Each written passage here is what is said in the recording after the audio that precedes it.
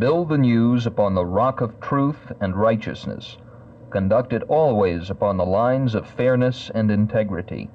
Acknowledge the right of the people to get from the newspaper both sides of every important question.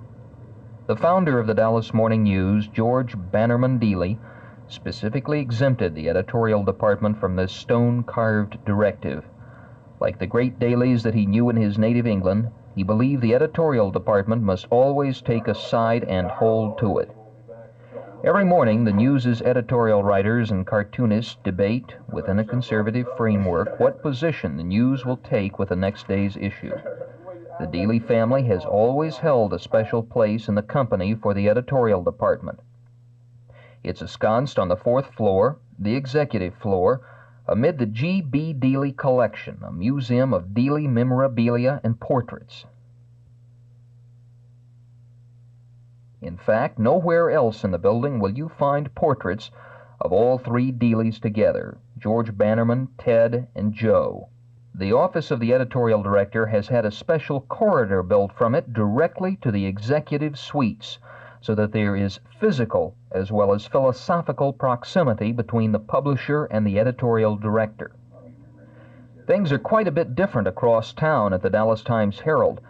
3 editorial writers do the work that 6 do at the Morning News. Bert Holmes, one of the vice presidents of the paper, Ken Johnson, and the editorial staff meet daily to decide what editorial tack the paper will take that day. There's much less pomp and circumstance in the editorial department of the Times-Herald.